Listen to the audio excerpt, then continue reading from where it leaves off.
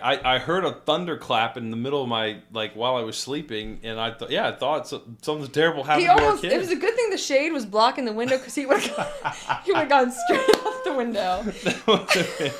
That would have been quite the story. I just crashed through the window too. That would have been a tough beat.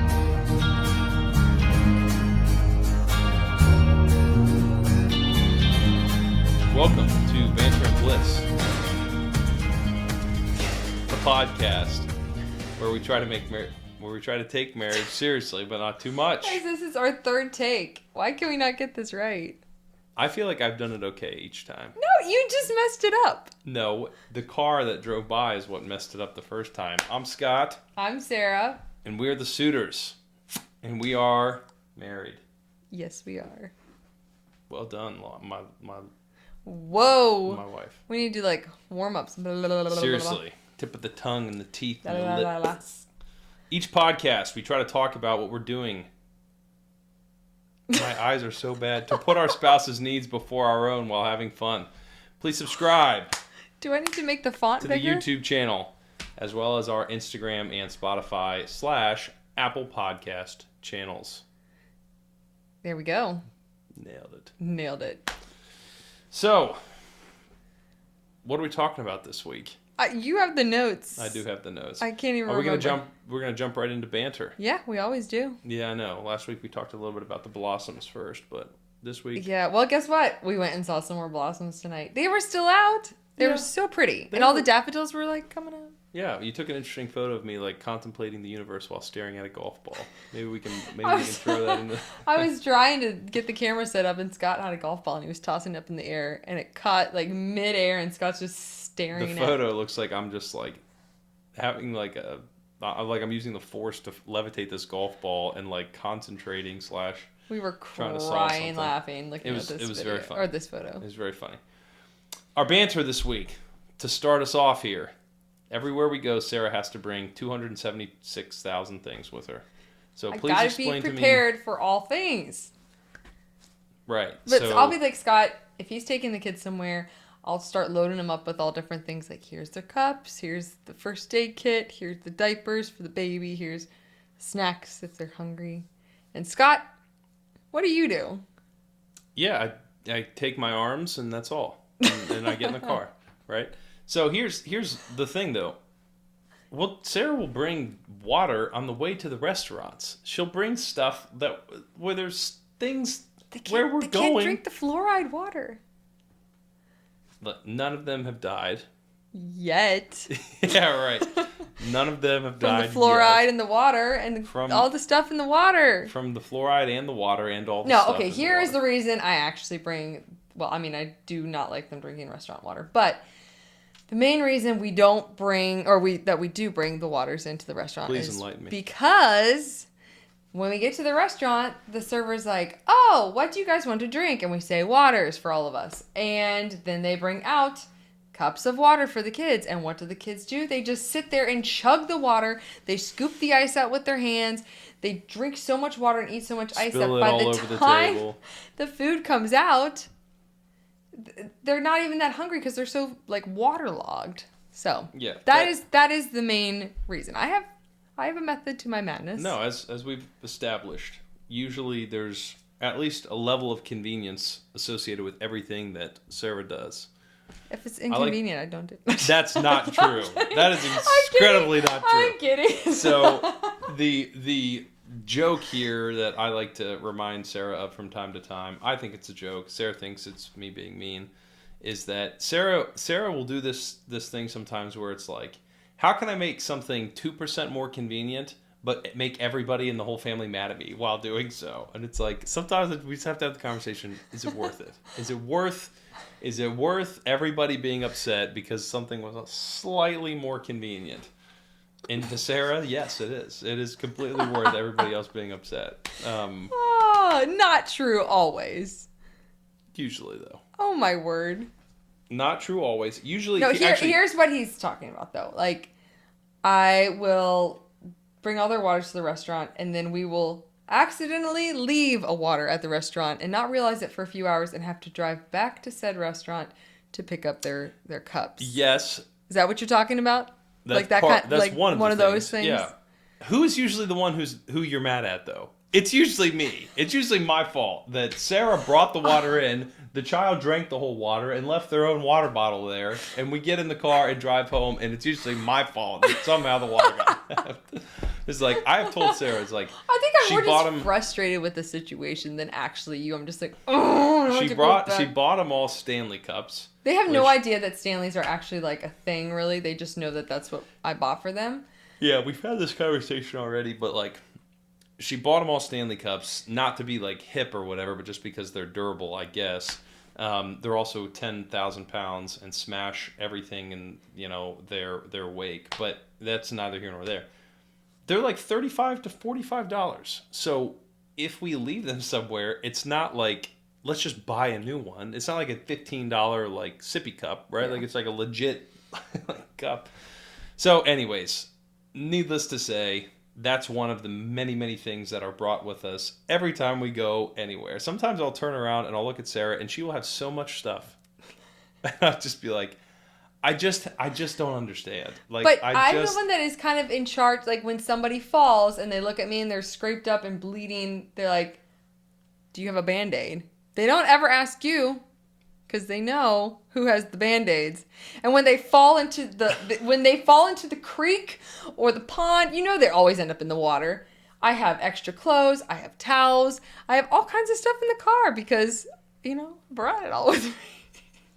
We used to joke about this too, where like if Sarah had to go shoot a wedding or she was gone and it was me and the kids home or me and one of the kids home and it was, one of the babies or something like that, I'd fall asleep and she'd get home at 2-3 in the morning or whatever, and nobody would have woken up. Nobody would have had any issues. Nobody, she'd be like, how are the kids? I'd be like, I don't know, I've been asleep for 3 hours. Everybody's sleeping through the night. And so my theory is that like in the midst of making things more convenient, bringing the Band-Aids, making sure we have everything with us, what we're actually doing is we're giving the children less things that they have to then be like accountable and responsible for. If they fall and scrape their knee, when they come to dad, I don't have to tell you, dude, you fell. Like, suck it up. You're gonna have to just. But that's the difference between moms and dads. Moms are the more nurturing, like whatever. You're supposed to be kind of like, just spit on it and rub it off. Like, now that said, it's funny because like we've established this as well. When it comes to like wildlife, I'm out. I'm checked out. Sarah's taught these kids to. You've probably seen the video. She's taught these kids to run around like going after snakes and all kinds of different stuff, buying chickens, whatever. Dude, I never touched a chicken until I was 33 years old, and Sarah, bought them, and I had to. No, we got them from your sister. Or whatever. We got them from my sister. Exhibit A as to my brain not more on right now. So anyways, the banter here obviously is that, like, Sarah brings all this stuff to, like, make sure that we have everything that we need. But it is a little ridiculous. Yeah, I'm kind of more like, we'll figure it out.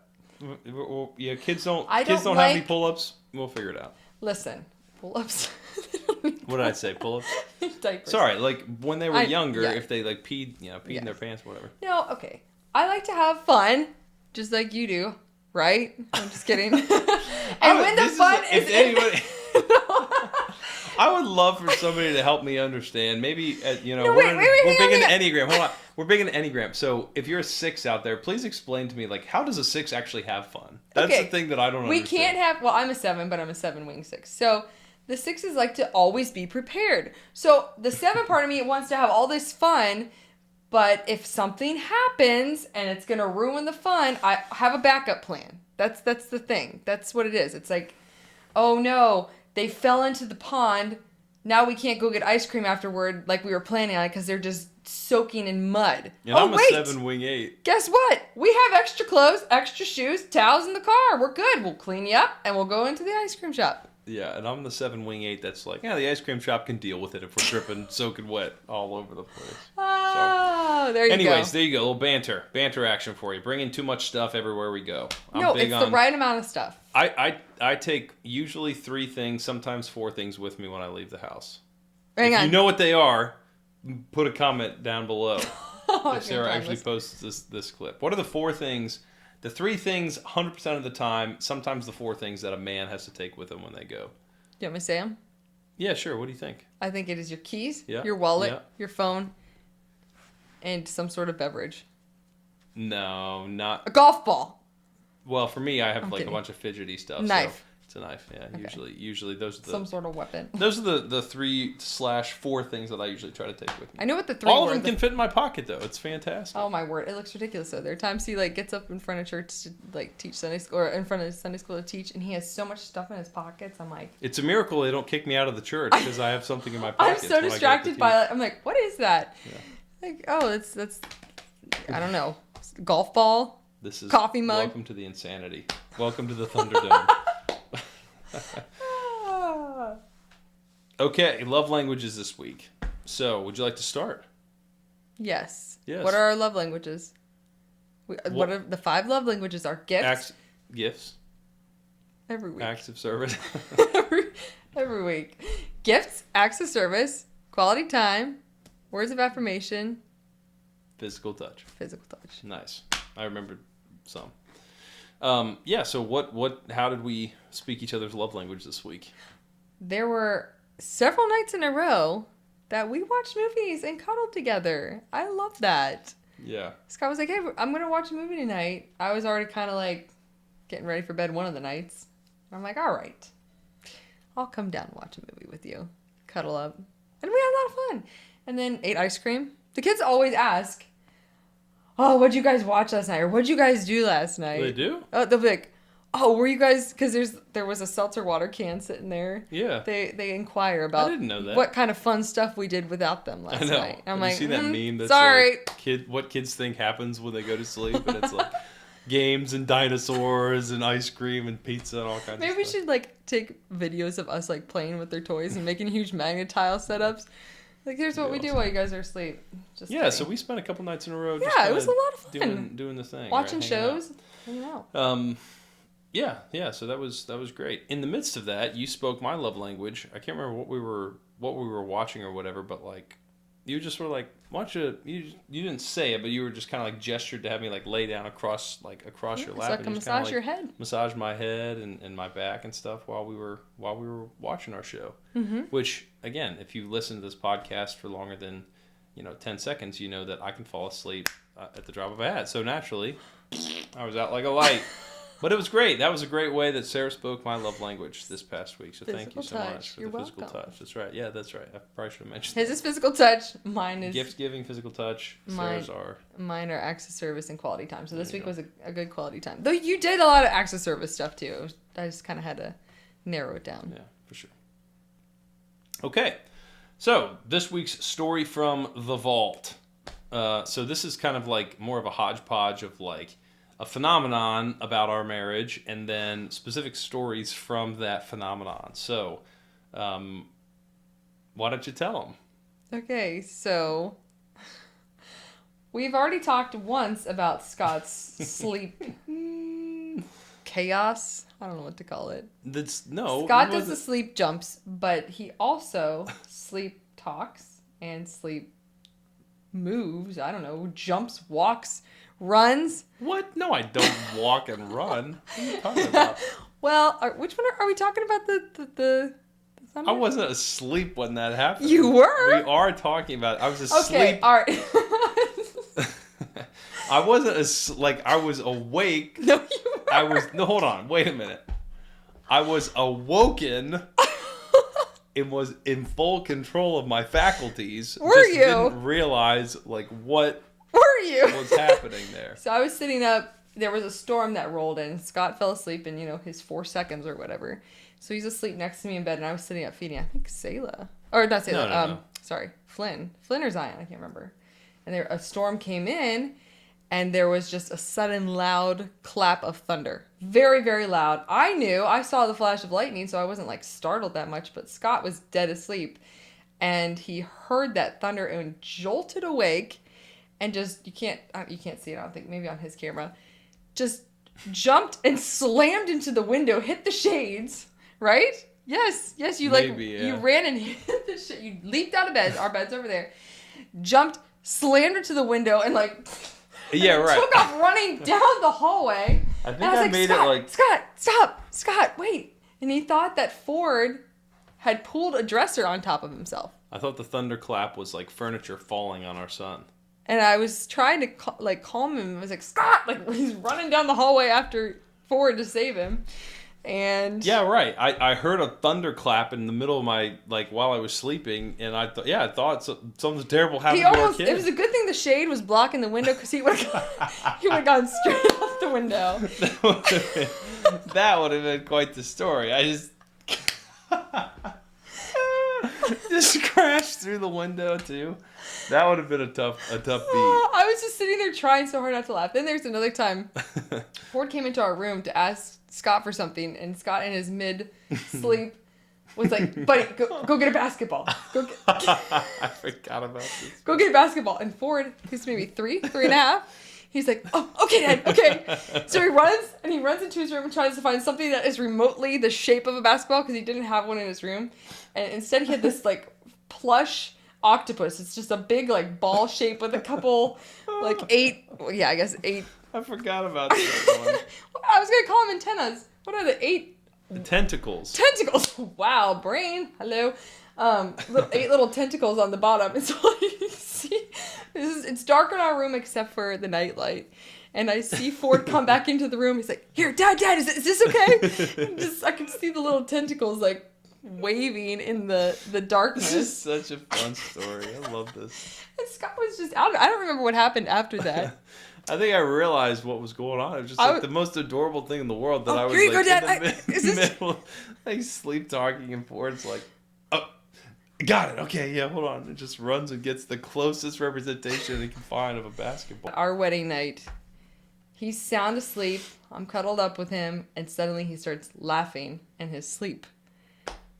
And I'm like, what's so funny? And in his half-awakeness said, I'm trying to play a prank on Kreider. Kreider was one of our... Matt Kreider. Shout out to Matt Kreider. Shout out, Matt Kreider. He was one of our groomsmen in the wedding. And apparently, on our wedding night, Scott was dreaming about playing a prank on Matt Kreider. And you're lucky it was just a dream, Matt. Which is funny, because Scott doesn't play pranks or do pranks. We've talked about this, I think. I hate pranks. I'm out on pranks. Don't prank me. Don't try to prank me. Just like vacation. I'm out on vacation. Do we have that conversation? Yes, we had that conversation. Yeah. So, yes, that's a small portion of what I've had to deal with the last 10 years. Starting on the first night. That's right. Our wedding night. Scott's you never know. Talking in his sleep. You never know. I might ask you to grab me a basketball or sell you some SEO or play a prank on you. You better watch out. That's right. So we always like to have a marriage tip toward the end of our podcast. So this week, the marriage tip is about avoiding the silent treatment. So, and this actually rolls into kind of our little like bonus section at the end of the episode, which within the confines of marriage, we've talked about this many, many times, but communication is so stinking crucial. It's so important. And your spouse is the only person in the world that literally your relationship with them is designed to be very communicative every single day. Mm-hmm. You're supposed to communicate with your spouse every single day. No other relationship is like that, in our opinion. Some people might say your kids. Look, your kids are going to grow up and they're going to move away and they're going to get married, and there's probably going to be a day or two that passes without communicating with them. If a day went by where Sarah and I didn't talk to each other, that would be a big problem. Mm-hmm. And it would definitely be like, oh, is something wrong? Is there a problem? Are we fighting with each other? So our marriage tip this week is to avoid the silent treatment. If you need excuse me, I think it's, if things are getting too heated and you need to step away for a moment, I feel like that can be healthy sometimes. But to actually just give someone the silent treatment, it doesn't feel good.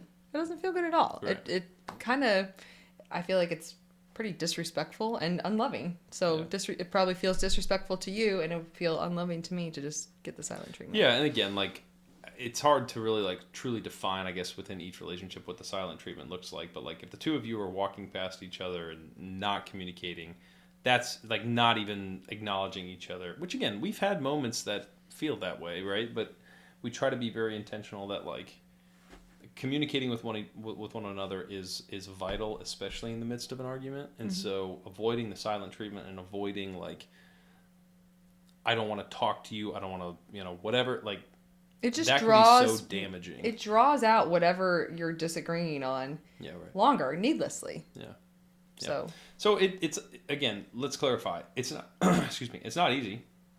One of you feels offended or upset about something. Like, sometimes you need some time, and that's, I think, Sarah's point, which is like stepping away for a time to kind of collect yourself and process is not what we would consider the silent treatment. That is, again, processing and working through something. But to like literally forcibly like not communicate, not say a word to your spouse because you're upset with them. Yeah, right. Like that's that's almost like the antithesis of marriage, right? Mm-hmm. Like it's one of the, I think, most damaging things you can do. So all that to be said, our marriage tip is just like, if the silent treatment is one of those things that you feel compelled to do when you're upset with your spouse, is there a way that you can even express something like, it's really difficult for me to communicate with you right now. It's really, what's going on is it's making me feel like I don't want to talk to you, or I shouldn't talk to you, or I don't want to show you love, or I don't want to show you respect, or whatever that looks like. But we've had times in our marriage where Sarah has literally, both of us have literally said to each other, like, the way that I feel right now makes it very hard for me not to respect you. It makes it very hard for me not to show you, like speak lovingly towards you, right? And even that at least opens the door to the conversation. And I don't know. We just believe that communication is so crucial in marriage. I'm gonna roll that into the next topic, but no, that was great. I think that was So we got another question after our podcast last week, and this is the marriage tip. Avoiding the silent treatment is a big part of the answer to this next question, which was, how do you resolve fights? Kind of sidebar, social media can sometimes feel like a little bit of a fake front porch. So, I guess what they're kind of saying is like, be a little bit more vulnerable as you talk about this sort of thing, which I know we have a lot of fun on this podcast. We goof around and tell jokes and laugh at how my brain doesn't work sometimes. But at the end of the day, like, we post a lot on social media that kind of like that kind of creates, I think, like a little bit of an image, right? It creates this image of like dresses and perfection sometimes, and there's definitely I'd say a layer of like calculation to it. But at the end of the day, like, the thing that helps us, I think, resolve fights, and it helps us feel confident in the things that we post, is the reality that like Sarah and I communicate with each other, I think, very, very well. I think we talk and we communicate very, very well. Now, it didn't happen overnight, right? It took time to build towards that. But we've been through, in 10 years of marriage, in a couple of weeks, we'll have been married for 10 years, we have lost 3 really important family members, 2 babies. We've been through a circle of houses that we've purchased, and financial difficulties, and different jobs, and Sarah, moving from job to starting her own business to then retiring from that business, and in addition to that, adding 4 beautiful children, beautiful people to our family as well. We've gone through a ton, and we've grown a tremendous amount, and so it's taken time to get to this point, and we still have room to grow. Well, you still have plenty. We don't have it all figured out. Right, we got plenty. But there's more to it than when we first started. There was a lot of communicating that took place. I feel like that first year of marriage is so important to really focus on each other and your communication. And you get it wrong a lot. Oh yeah. You get it wrong. You, as a married couple, you get it wrong a lot. And so the question, how do you resolve fights? And then the side note of social media kind of feeling can sometimes create this fake persona. If I didn't want, in some capacity, if I didn't want to be doing a date night photo every week, I wouldn't do it. And we've talked about this a lot, right? Like, to be honest with you, date night photo is not my favorite thing, but the amount of joy and satisfaction and encouragement and uplifting Sarah gets out of doing the date night photo, and the amount of comments that people give her and give us about the date night photo, it makes it so much worth it. It's so much better than if we didn't do it because I'm cranky from time to time, or if I'm like, whatever. So, I mean, sometimes I use it to just like write about what we did, but other times I feel like it can be a platform to share something. Before we started this podcast, I shared a lot about marriage stuff, marriage tips, and marriage just encouragement over the years. Yeah. And so a lot of people are hearing from me. But now we actually get to hear from Scott, and he is the amazing person that... Yeah. No, I like that we're doing this podcast, even though it's out of my comfort zone, because it's actually showing that we're in this together. I can easily just post tons of photos of us being cute and whatever, flirty or whatever. Right. But people are actually getting to hear from Scott too, and we share the same, I don't know, goal in marriage and trying to be teammates in life. And yeah, right. I'm more of a writer. Hang on, edit. we share the same. I'd say the same like vision for what. There we go. Vision. What we want to do as a family, right? We want to create a legacy of generosity, a legacy of love for the Lord, and frankly, we want our marriage to be the most important relationship that we have in our entire lives. And aside from that, with God. Right, again, with another human being, I guess is how I'll phrase that. So aside from our relationship with Jesus. And so that's stinking hard to do with somebody, especially if they're not aligned with that perspective or whatever, right? And so that's why we say we're intentional about the comment that our spouse is more important than our children. And Flynn just reminded me of that today. She said, "You love Daddy more than us." And I was like, sorry, not sorry. Sorry, not sorry. That's right. Because I still love you guys, but not as much as Daddy. We love those kids like crazy, but I'm not gonna pay for those kids essential oils for the next 50 years. Oh my word! Back to the oils. So, how do we resolve fights? We communicate. We talk to each other. We don't give each other the silent treatment. We don't speak disrespect and unloving comments towards each other. That's a big one. That is a huge one. A lot of people fighting fair. cutting comments. Like, and by cutting comments, I mean like comments that cut, right? Like comments that cut your spouse, or disrespectful things, or whatever. And again, we're certainly not blemishless, right? Like there have been times in the past where that has happened. We're very apologetic to each other. Also, we communicate. We rarely ever say things that we know are going to hurt the other person, like hurt them. Yeah, and if that does happen, we are very apologetic about it, and usually emotionally apologetic about it, because we know how important words are. We know how harmful they can be, and so we don't want those to be used as weapons. We want those to be used as blessings in our home. And so that's how I would say that we resolve, our fights is because we communicate with each other better. I think we're both very good outward communicators, but I think we communicate with each other very directly and a lot better than we communicate outwardly. And my hope is that people that know us would say, like, yeah, Scott and Sarah are very well spoken. Well, whatever. That I hope that doesn't come across the wrong way. I just basically mean that people appreciate that the way that we speak to each other in the privacy of our own home is always as much as we possibly can is with intention on building each other up and encouraging each other and loving each other and supporting each other. And when it does, which again, every married couple who loves each other probably has moments of strife. When it does happen, we try to make sure that we communicate very strongly with one another to resolve those issues. And then we make up. That's right. Hey, listen. That is another way of resolving fights that is important within the confines of marriage. Not afraid to say it. All right, that's the podcast. Just cut right there. That's right. This has been Banter and Bliss.